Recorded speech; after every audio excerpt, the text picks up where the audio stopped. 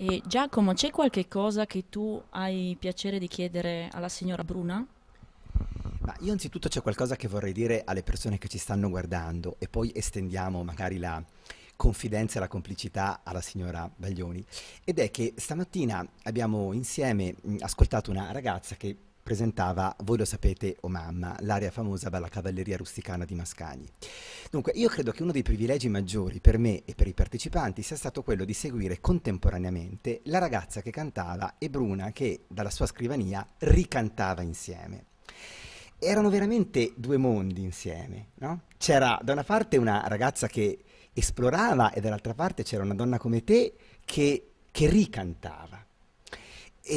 E quello che nella ragazza era, come dire, un intravedere anche dentro di sé, probabilmente dei punti molto profondi, in te usciva con una naturalezza che mi ha sorpreso. Tu sei riuscita a fare una cavalleria rusticana alla scrivania.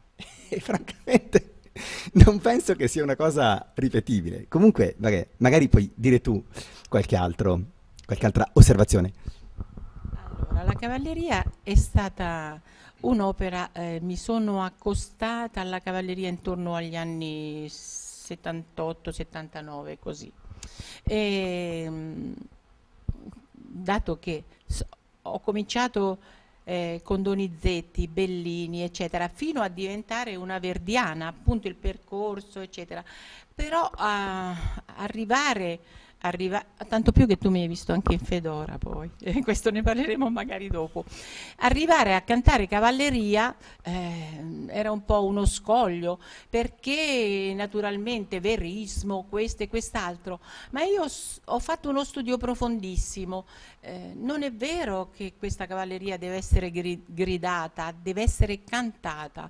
Mascagni ha scritto piano, ha fatto delle forchette, ci sono, che nessuno rispetta e non so perché. Io ho cercato di rispettare queste cose che lui voleva, credo, e quindi sono riuscita a cantare e a far mio questo ruolo. Tanto che mi hanno dato il premio Mascagni perché sono una delle poche artiste che ha cantato la cavalleria in quasi tutto il mondo. Con tanto orgoglio lo dico, una verdiana, però è così. Sì, io stamattina proprio vedevo che la cavalleria la cantavi dal di dentro, e questa è una cosa rara.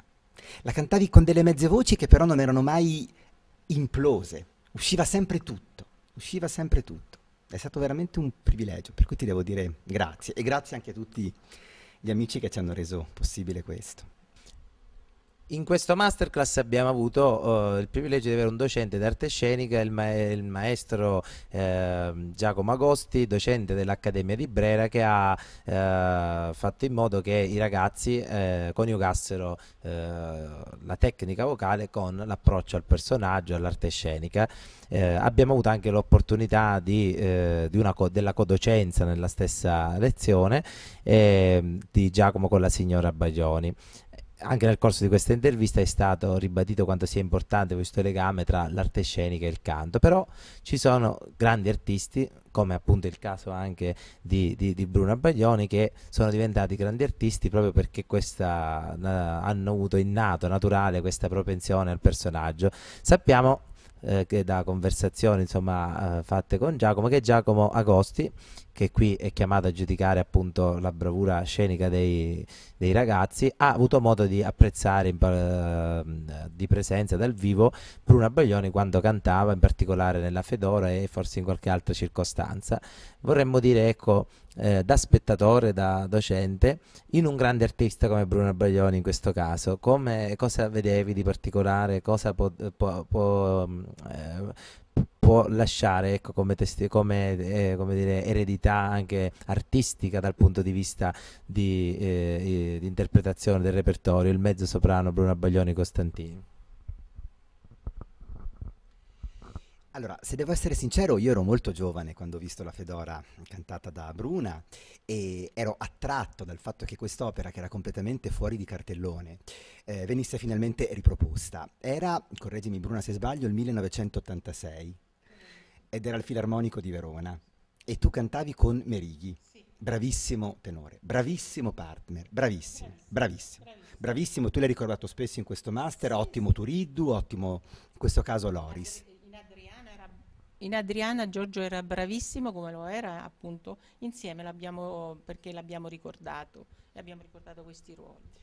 E nel caso di Fedora posso dire che i miei ricordi così lontani di 26 anni fa si sono completati in questi giorni potendo parlare con Bruna.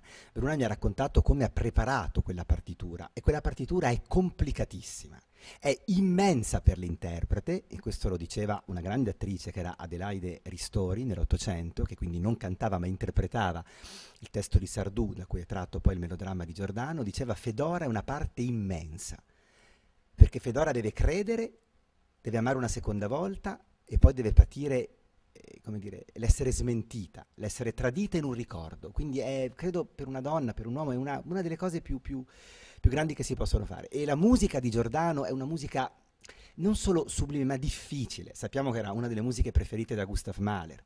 Quel primo atto, abbiamo ricordato con Bruna, no? Difficilissimo, nella scrittura, esattamente, nella molteplicità dei personaggi, tutta la servitù in casa del fidanzato di Fedora. Ecco, io ho ricordo di questo, di questa serata lontana in cui ho preso il treno da Milano e sono andato a Verona, rientrando durante la notte per poter vedere la Fedora con lei e con Giorgio Merighi. Grazie. Per me è stato il massimo, perché la Fedora è quasi sopraneggiante. Io non ho mai voluto muovermi dai miei ruoli, pur avendo tante volte offerto cose importanti di soprano drammatico, per questa facilità che avevo nella voce, la voce tutta uguale, gli acuti fuori, eccetera, tutti nella dimensione giusta. Ma io non mi sono mai voluta spostare. Mi sono spostata al massimo solo per Fedora, un ruolo che ho amato tantissimo, tantissimo. Perdonami, un ruolo che poi hai portato anche in altri teatri, vero? Ecco. Questo lo considero interessante, perché forse davvero in quel caso hai contribuito a rimettere in circolazione anche un titolo che poi il decennio successivo è stato ripreso in Scala e da lì in tutto il mondo. Bene, si conclude qui la nostra intervista con Bruna Baglioni. Grazie ancora, Giacomo Agosti. A questa intervista abbiamo preso parte in 3, quindi anche al completo il direttivo di Sicilia Opera Academy e questa, amici del web, come avrete notato è la prima volta che succede e sono molto contento anche di questo. Il masterclass signora Baglioni durerà ancora altri 2 giorni, ci sarà poi il concerto finale, domani ci sarà anche un'audizione con un agente lirico, come lei saprà noi di Sicilia Opera Academy cerchiamo di coniugare l'aspetto formativo, quindi tecnica vocale, interpretazione vocale, da adesso anche arte scenica, con l'aspetto anche diciamo lavorativo. Infatti cerchiamo di mettere in contatto i nostri artisti con agenti lirici, con direttori artistici, perché si parlava prima della difficoltà che non tutti gli artisti ovviamente riusciranno magari a calcare dei palcoscenici importanti, e noi nel nostro piccolo in un anno di attività abbiamo invitato tanti direttori artistici, tanti agenti lirici e ci vantiamo di essere riusciti ad aiutare tanti giovani ad entrare nel mondo della lirica. Questo mi fa onore. Grazie. E facendo quindi un bilancio, ormai abbiamo quasi un anno di attività, siamo davvero molto contenti di quello che siamo riusciti a fare e ci fa davvero piacere e onore, ribadisco, concludere appunto questo primo anno di attività con la sua presenza qui da noi e speriamo di poterla ospitare presto, nuovamente. Volentieri.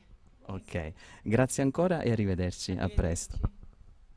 Arrivederci anche a Giacomo Agosti, a presto. Arrivederci a tutti.